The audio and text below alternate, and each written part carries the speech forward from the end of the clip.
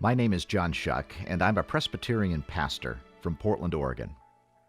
In October 2018, I visited one of the holiest cities on planet Earth, Karbala, Iraq. Of about 1.8 billion Muslims in the world, 400 million are Shia. About 700,000 Shia live in the United States. There are about a half dozen mosques or masjids in the Portland metro. Only one of them is a Shia masjid. It's the only Shia masjid in Oregon. It's across the street from the congregation I serve on Denny and Hall in Beaverton. It is called the Islamic Center of Portland, the Imam Mahdi Center. I went to Iraq and learned more about my neighbors across the street. My way, and the way of my cameraman, Josh Townsley, was paid by the Hussain Islamic Society of Seattle. We went for Arbaeen, the largest annual peaceful gathering of humans in the world. Josh and I went with a tour group, Caravan 72, led by Mohammed Beg out of Los Angeles. We went along with about 50 other Shia pilgrims from the United States to visit shrines in Iraq, including the shrine of Imam Hussain alayhi salam, the grandson of the Prophet Muhammad, peace be upon him, and the shrine of Imam Hussein's half-brother Abbas in the holy city of Karbala. I was asked to go because I'm a Christian pastor and because I have interest in interfaith work and, in particular, justice issues. Large justice issues, war and peace issues, such as the so-called war on terror, or perhaps more accurately, the war of terror that is being inflicted by the United States, Israel, and the Saudis in the Middle East. Also for me, this was a spiritual journey. I was moved by the story of Hussain and by those who follow him. I wanted to be inspired by his courage. You can read all about my quest for truth and my radical ideas, and I have them on my blog, radio show, and social media, but that isn't what this is about. This is about a movement. Arbaeen is the largest annual peaceful human gathering in the world. Most people in America don't even know about it. I didn't until I was invited to attend earlier in 2018. This tour group is like any spiritual tour group to a holy place. In this case, Shia Muslims from all over the United States visit holy sites in Iraq, and some went on a continuation of the tour to Iran. We stayed in a hotel in Karbala for most of the time, and then in another hotel in Najaf. Josh and I spent our time with the tour group, participating in their programs, going to the sites, including Karbala, Najaf, Baghdad, and Samarra. And of course, going on the walk. A 50-mile walk over 2.5 days from Najaf to Karbala. We spent 2 nights on the road, one night at the Iranian Media Center and another at the Bab Hussein Mokib. Visiting Iraq is not dangerous, even as the State Department says that Americans are not supposed to go to Iraq. I never felt safer. Josh and I walked around Karbala by ourselves. We did the 50-mile walk by ourselves. We were embraced. Many people took selfies with us. We were even the object of media attention when it was discovered that a Christian pastor from America was making a film about his trip to Arbaeen. So, who is Hussain? And what is Arbaeen? What I heard most often was that Hussain saved Islam. All Muslims know this.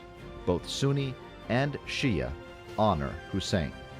Shortly after the death of the Prophet, a corrupt politician, Yazid, claimed control of Islam and demanded that the grandson of the Prophet, Hussain, bow to Yazid's authority. Hussain refused as a matter of conscience. On the plains of Karbala, Iraq, Yazid and his army of 30,000 surrounded Hussain and his family and his 72 companions, demanding Hussein's allegiance in exchange for his life. Hussain refused. A slaughter resulted. It was a battle of truth versus falsehood, good versus evil, right versus might. The incredible cruelty of Yazid and the transcendent bravery of Hussain is recounted every year with deep mourning and conviction. The women and children were taken prisoner and forced to walk to what is now modern-day Damascus, Syria. There, Hussein's sister, Zainab, bravely recounted the cruelty of Yazid and the bravery of Hussain and kept the truth alive. There's a saying that the movement ended with Imam Hussain, but continued with Zainab. Yazid ordered the family to leave Damascus. On their way home to Medina, Zainab asked to return to Karbala to visit the site of the battle. They arrived on the 40th day after Ashura, the day of the battle. Arbaeen means 40th. It's only been in the last few years, since the fall of Saddam Hussein, that millions of people have come to visit their Imam. Our gathering that you see of millions actually started after the demise of Saddam. Why? Because the Shias have been oppressed throughout centuries. They have been oppressed. And in the time of Saddam, if anyone was found walking towards the Imam, they would be killed. And many scholars were killed through that.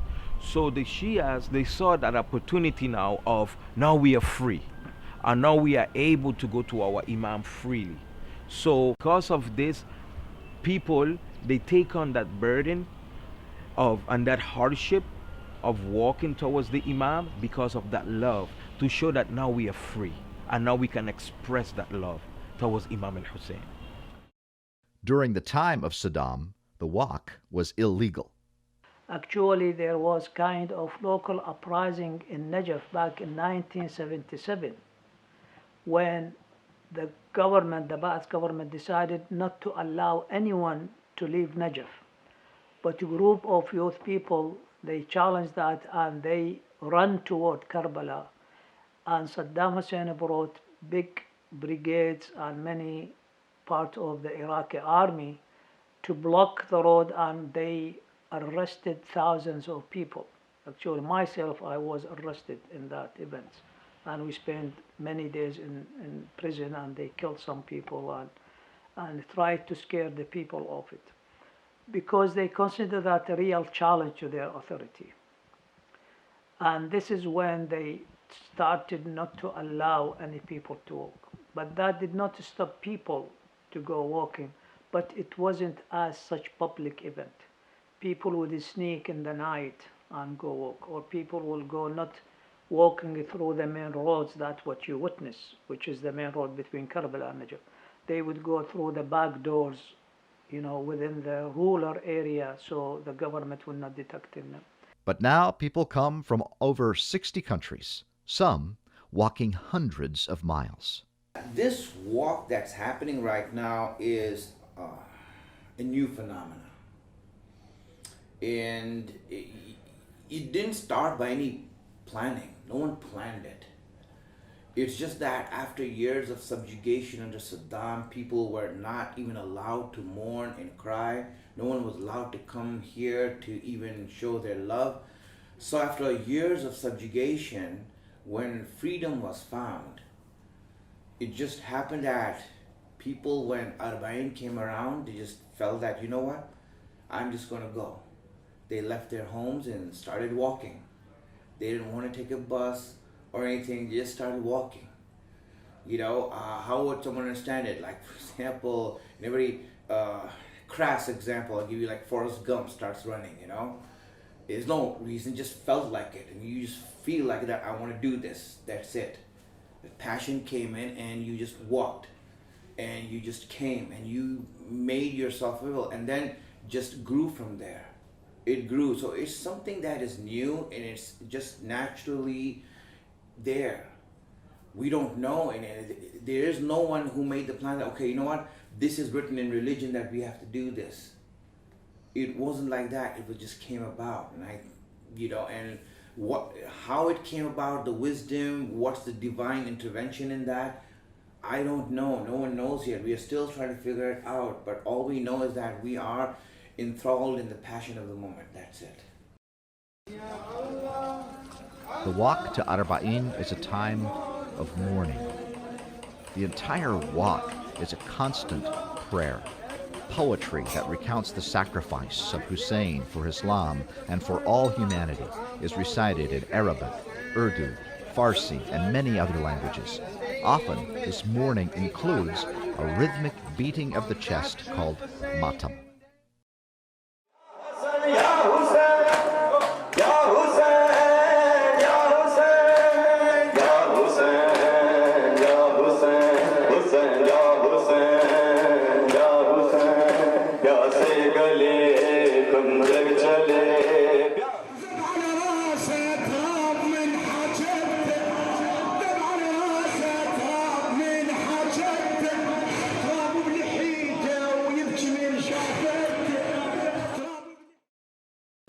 So right from the start, right, there's truth and there's falsehood. With Imam Hussain, it's the same thing. You see, he stood for truth. There was truth in him, and then there's falsehood that was out there. So as this truth and falsehood, they come and meet.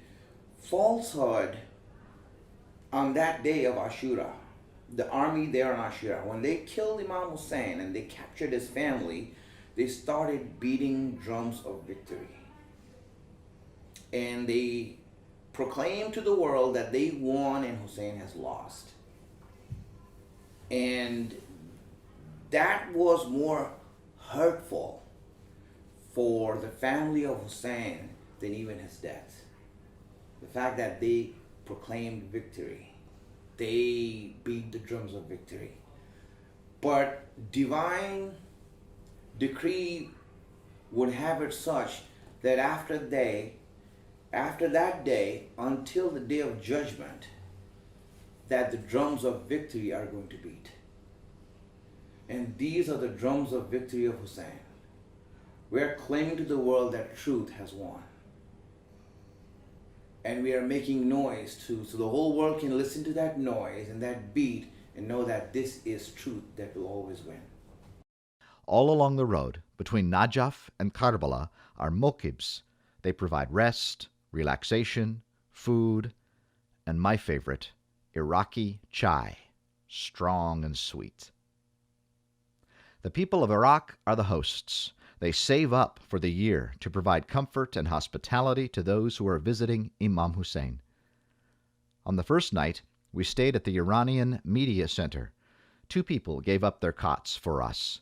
We spoke with an Iranian filmmaker. He told us the story of Ali Asghar, the 6th-month child of Imam Hussain. The 6 months boy was the son of Imam Hussain with the name of Ali Asghar. That in the battle of Ashura, or the day of Ashura, Imam Hussain told the enemies and put the Ali Asghar on his son like this, and told the enemies, he is 6 months, he is thirsty. If you have war with us, he is children. But what happened? Someone put the Ali Asghar neck and kill him. Very simple. In these days, you can see the same killing of like this story where? In Israel, in Yemen, in Syria, some years ago in Iraq, here, like near in this road. We can find something with these stories. Justice.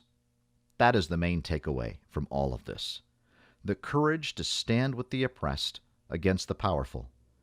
To take a stand for truth. To take a stand for justice. To take a stand that requires sacrifice. That is the essence of Imam Hussain alayhi salam and true Islam. and true humanity. On the walk between Najaf and Karbala are pillars every 50 meters. On each pillar is a poster of a martyr, a young man who lost his life fighting ISIS. Along the poles from pole number 1 all the way to pole 1400, you will see pictures of martyrs we call shuhada. These are actually people who, regular people, not army trained, who actually rose up when they heard the verdict to go and defend. All of those pictures are innocent young kids who have left behind wives, have left behind kids, and they rose up so that they can go and defend the shrines of the Imam. They can defend their country, and so that's their day. They give their life so that we are able today to be able to come visit the Imam, be able to go to Karbala, be able to go to Samara. Sheikh Hani, he's like one of the bravest guys I have met. I met Sheikh Hani from 2013. He actually was one of my Arabic grammar teachers. Very brave. He always had a problem with Wahhabis because he's from an area in Baghdad where a lot of his family members have been killed through explosions. So he always had this I would say bravery of always going and fighting off these enemies. So when he had the opportunity to go and fight, he didn't look back. He told us in class that, you know what, I'm leaving tomorrow and I will not come back. And I remember seeing him a week, 3 days before he died. I saw him and subhanallah, I saw him and we hugged and he said, I'm going back, and he never came back. This 50-mile walk from Najaf to Karbala is not easy. It is wall-to-wall people in the desert heat. But walking does offer time for reflection. It was important to me to do the walk, even more so than to make a movie. This was a spiritual visit for me. I'm glad I made the choice to do the walk rather than focus on making a movie about the walk. It gave me the opportunity for self-reflection. What is my life about? Where do I stand? For whom do I speak? I met a man from India, and we walked together for about 90 minutes. I don't remember his name, but we talked about everything, from religion to politics to life. It was a breath of fresh air to be able to have conversations about things that matter with someone from the other side of the world. It was one of many gifts I received on this road to Karbala. As we have been making this walk, continuously we have been thinking that, or looking around, that everyone is walking in one direction, which is towards Karbala, which is towards Imam Hussain. And I think it's very symbolic and metaphorical that even in our lives, the duration that we are in this world, we all need to be walking in one direction, which is, in our belief, which is Najat, which is to be free of this world and be with Imam Hussain and all the Ahl Bayt and all the prophets, and be with God. And the way to do that is to have that singular focus in one direction towards the truth, towards even in the Quran, which says that you be on the right path, be on the righteous path.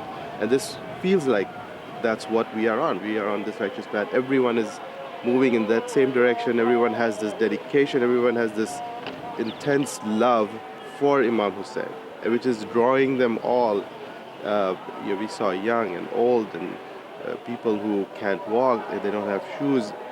Doesn't matter. They're all going there. There's some kind of love which is drawing them in.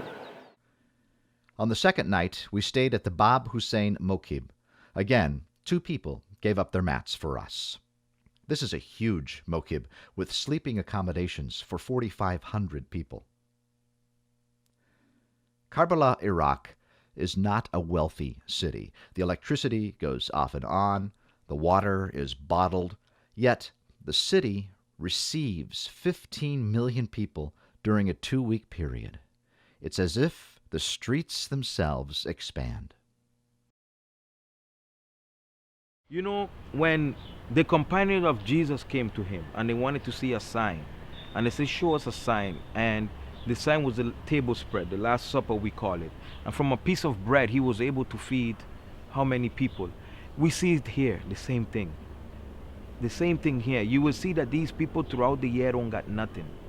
And even myself, I ask myself this question: how, when it comes to Arbaeen, how can these people host 40 million, 30 million people? Like you said, the sewage is bad, the roads are bad, I mean, the infrastructure is bad, but you will see that in this walk, this 2 weeks or week of people coming here, you will see that everything is free.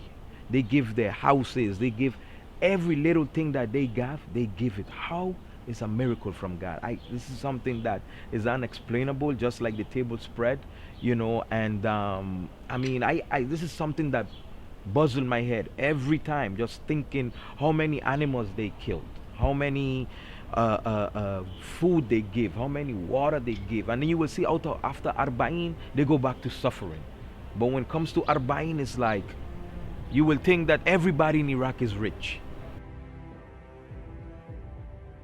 You don't make the visitation, the ziyarat, without an invitation. It is important that the Imam invites you and that the Imam grants permission.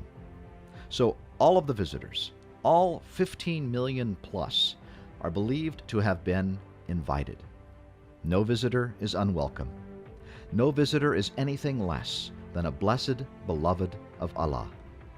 Of course you feed them. Of course you shelter them. Of course you care for their needs. You love them because they are on a divine mission, a sacred journey in which they will be blessed, be a blessing to the world, and you will have a part in that. Not because there's anything extra special about you, but because, inshallah, you do it for the love of Hussain alayhi salam. The people of Iraq know this. Whether you are making the ziyarat or serving those who do, it is a divine interplay, an unchoreographed dance of love. But lest we get caught up in the romance of it, let us remember, who is this Imam who invites visitors from all over the entire world? Imam Hussain alayhi salam refused to submit to the authority of Yazid, who he believed to be unjust. Hussain refused to allow Islam to be directed by tyrants with small minds and large greed.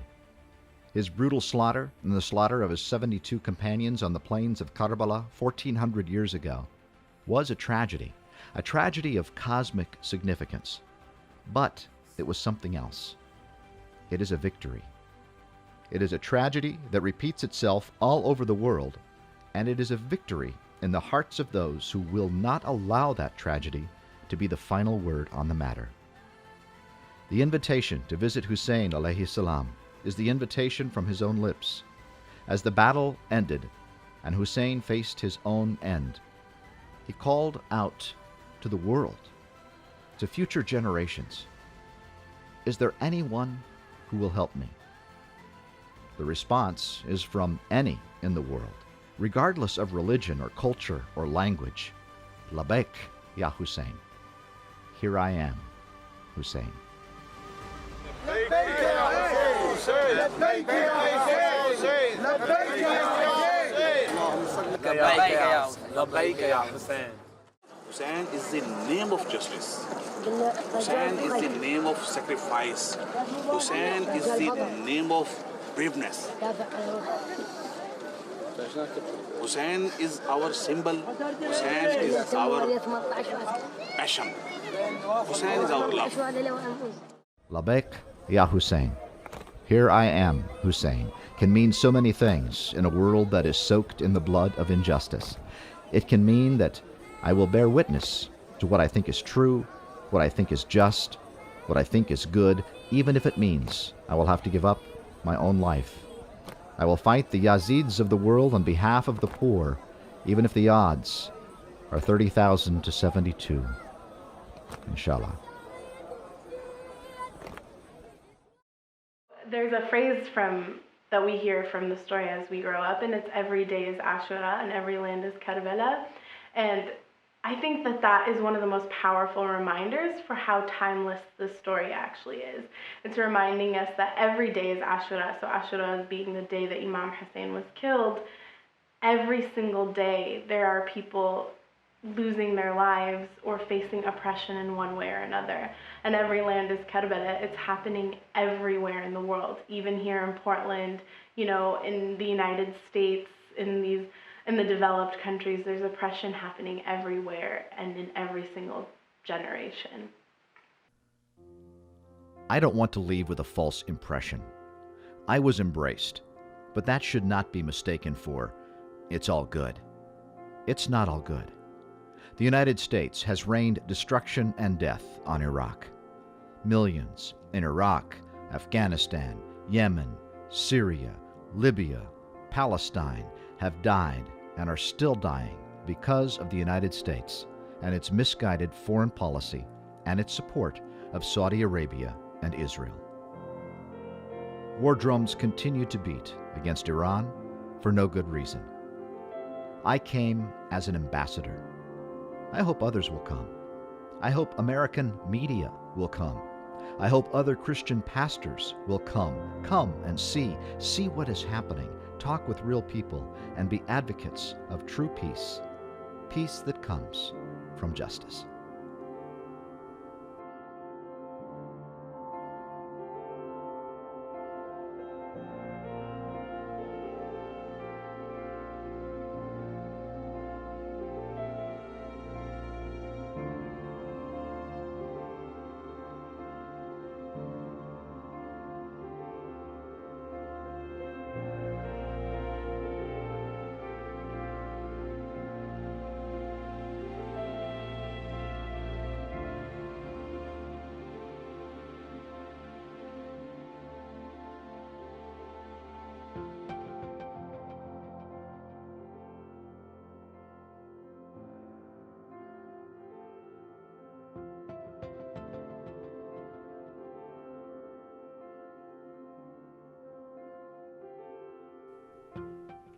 The most emotional moment for me was when I was able to swim through the bodies to touch the lattice work that is above the grave of Imam Hussain alayhi salam. I couldn't quite reach it. A hand took mine and pushed it against the lattice work. I looked at the person who helped me. Our eyes met, and I felt a surge of emotion.